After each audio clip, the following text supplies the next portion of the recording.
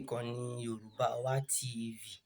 Bẹ́ẹ̀ ni, gẹ́gẹ́ bí ẹ ṣe mọ̀ pé lórí ìkànnì yìí, a máa fi ń tó yín létí bí ó bá ṣe ń lọ ní orí sinimá Yorùbá eléyìí tí ó bá láàmìlaka, eléyìí tó jẹ́ wípé Òṣódìran òun ni a mú wá sí etí ìgbọ́ yín lénìí.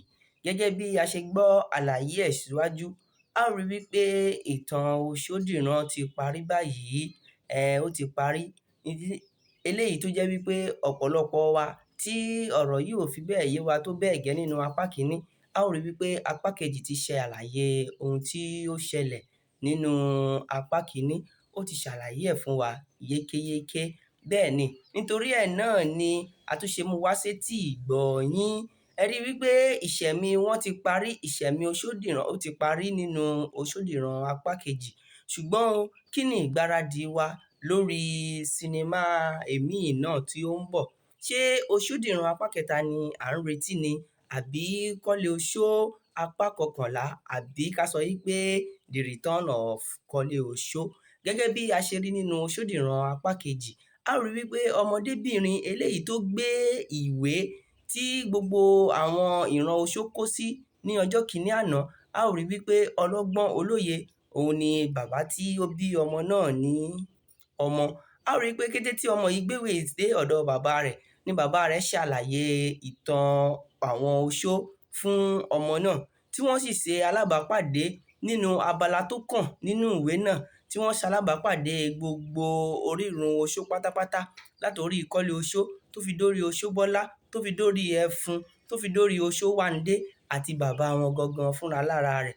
Ṣùgbọ́n bàbá ọlọ́gbọ́n yìí ó ní àtíkè kan eléyìí tí ó dà sí orí ìwé náà, tí gbogbo àwọn tí wọ́n wà nínú ìwé náà tí wọ́n sì jáde gẹ́gẹ́ bí a ṣe mọ gbogbo oṣó pátápátá, ẹbí oṣó, gbogbo wọn pátápátá ni wọ́n jáde síta láti inú ìwé náà.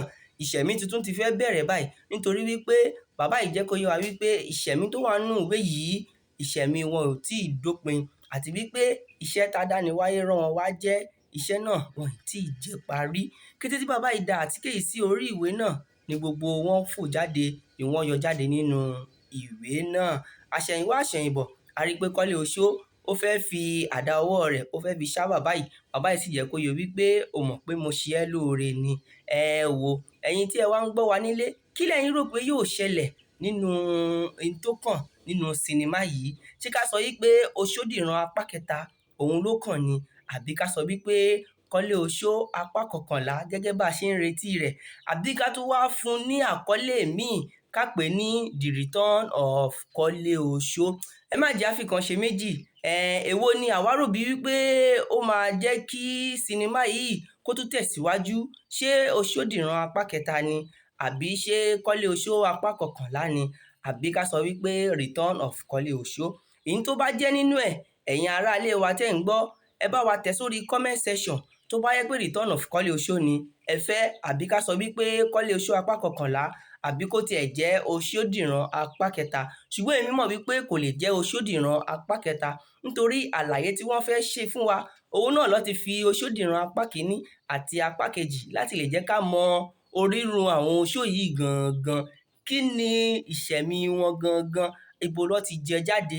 Eléyìí ni àlàyé tí Òṣódìran apá kejì tó wá sọ fún wa. Àmọ́ ká má sọ wípé à ń retí Òṣódìran apá kẹta mọ́ o, nínú kó jẹ́ Kọ́lé Oṣó apá kọkànlá, àbí kó jẹ́ Return of Kọ́lé Oṣó. Ìyí tẹ́yin bá mọ̀ wípé ó máa jẹ́ kí sinimá yìí dùn, ẹ tẹ̀ sórí comment section, kí ẹ sì má gbàgbé láti tẹ subscribe button sí orí ìkànnì yìí, nítorí pé gbogbo ìgbàkígbà tí àwọn sinimá Yorùbá eléyìí aládìídùn tó bá ti jáde, orí ìkànnì yìí náà la ó máa fi tó yín létí. Orí ìkànnì náà la ó sì máa sọ ibi tí ẹ ó ti máa rí wò, ẹ ó ti máa rí gbọ́ fún yín. Kọ́lé Oṣó apá kọkànlá, Return of Kọ́lé Oṣó.